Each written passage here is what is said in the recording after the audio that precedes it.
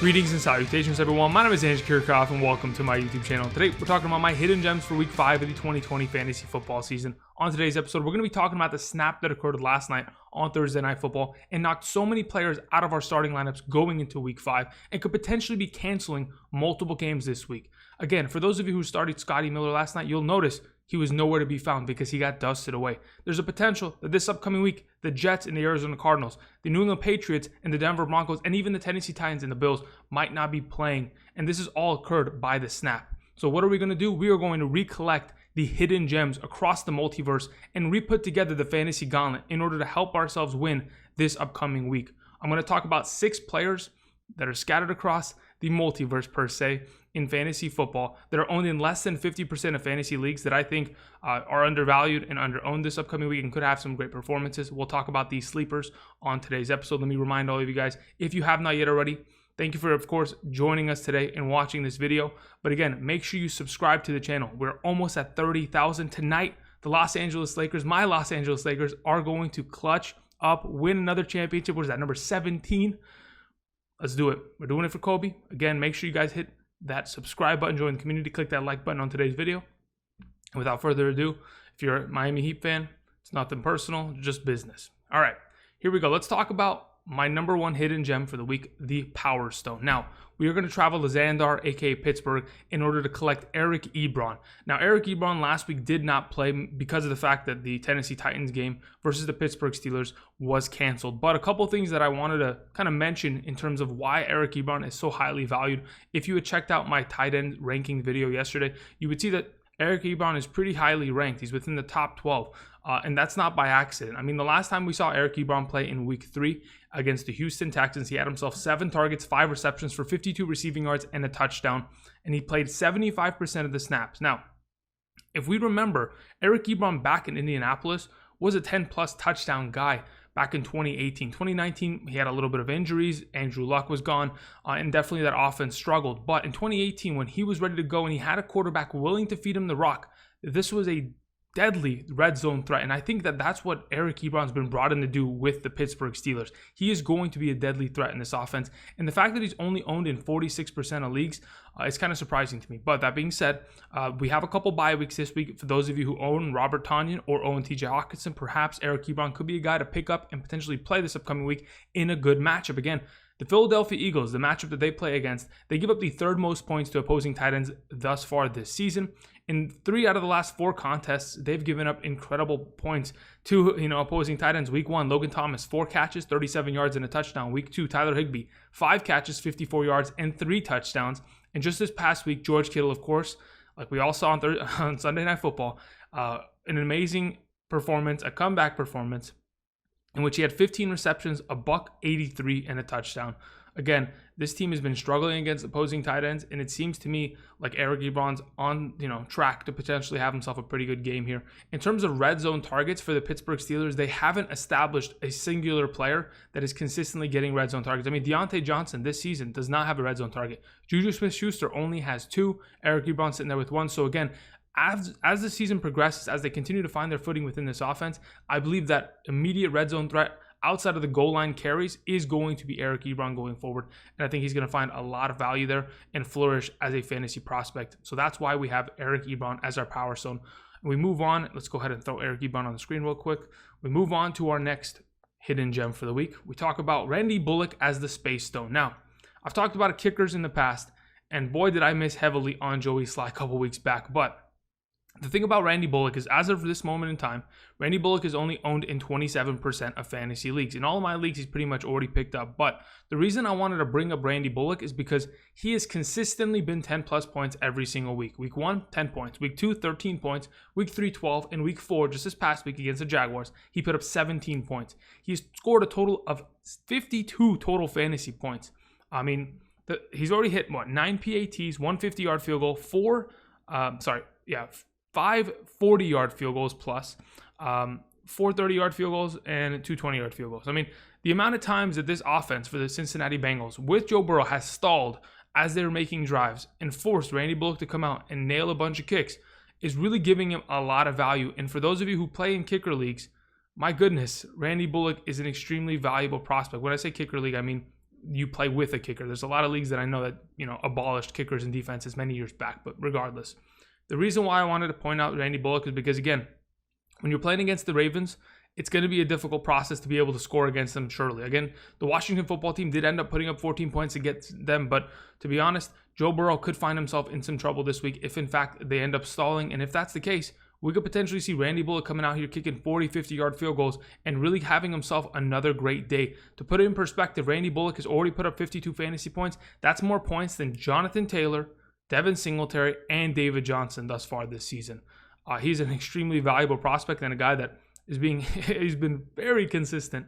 And if in fact you're struggling to find a kicker, you can go ahead and potentially pick him up. Again, only owned in 27% of leagues.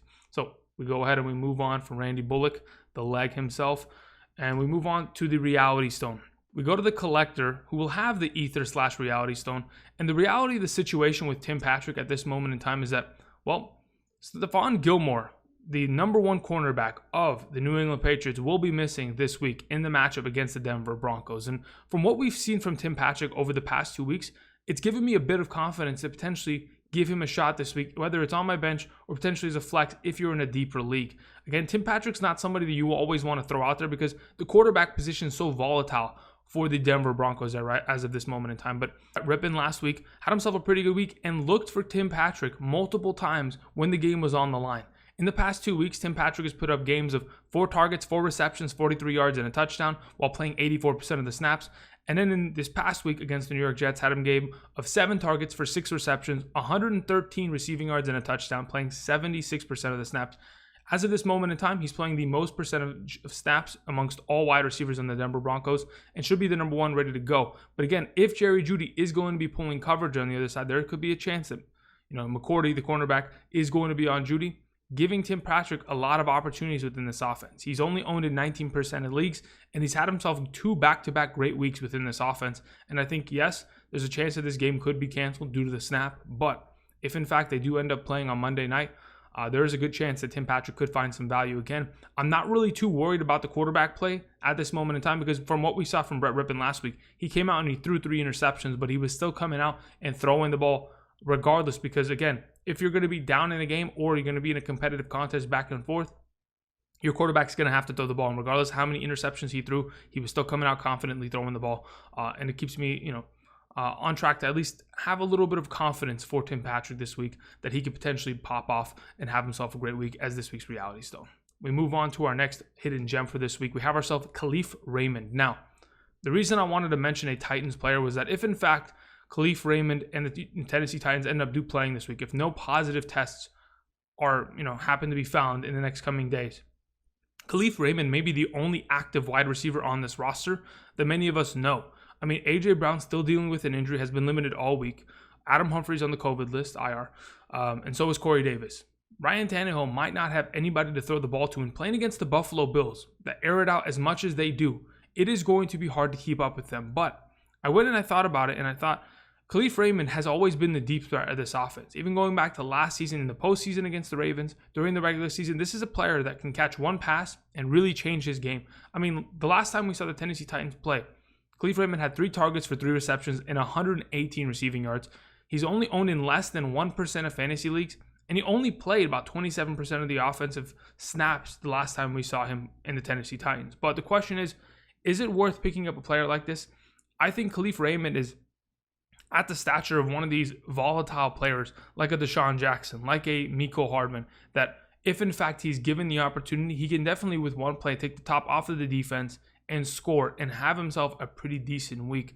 I'm just keeping my eye on Kalif Raymond because, again, if in fact Corey Davis and Adam Humphries are going to be missing multiple weeks and A.J. Brown is out once again, there's got to be someone on this offense to catch the ball outside of Jonnu Smith because Derrick Henry's never been a receiving back, and they've got to be able to get other guys involved. And I think of the available guys, he has got the most experience within this offense and potentially the best chemistry with Ryan Tannehill going forward. So we throw him out there. As we travel to Vormir, we sacrifice many of those wide receivers on that lineup, of course, to collect the soul stone of Kalif Raymond. We move on to our next hidden gem. We have ourselves the time stone. Now, I've seen 14,605 different outcomes, and Justin Herbert as this week's time stone is definitely going to be the successful path to completing the fantasy gauntlet. Now, let me tell you something about Justin Herbert. Of course, I'm a Los Angeles Chargers and Rams fan, but the reason why I didn't rank him in my quarterback rankings is because, again, I think that a lot of people think about Justin Herbert and think, okay, he had one great week.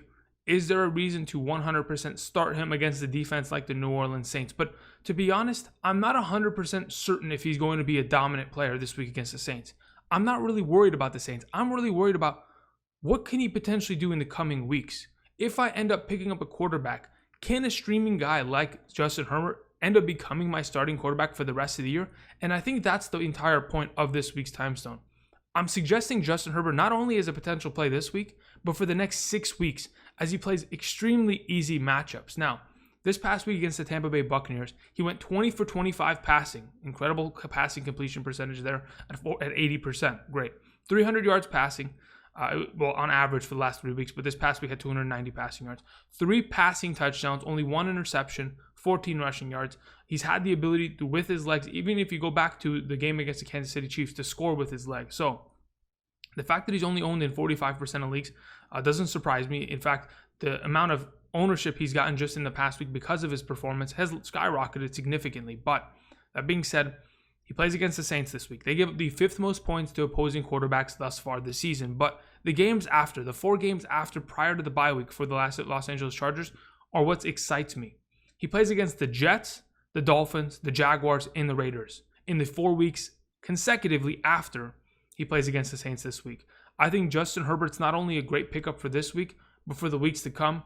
The matchups are incredible. And when you play against the Jets, the Dolphins, the Jaguars, and the Raiders, I mean, the Dolphins giving up the 7th most points to opposing quarterbacks. The Jaguars, the 10th most points. The Raiders, 24th, because, again, they get ran on a lot. The Jets, 22nd. They've got a solid defense, but, again, their franchise is a mess. I'm sure Justin Herbert will be able to produce against them. If the Saints, their cornerbacks dealing with injuries, Marshawn Lattimore, Janoris Jenkins, if they're going to be hurt once again, it's going to be something to potentially see Justin Herbert with the time stone be able to step up into the spotlight and once again take control of this offense. He was just recently named the starter by Coach Anthony Lynn. That is a sign of, hey, we are confident in your production and that you're going to lead this franchise for the years to come. And I'm confident calling him my time stone for this week.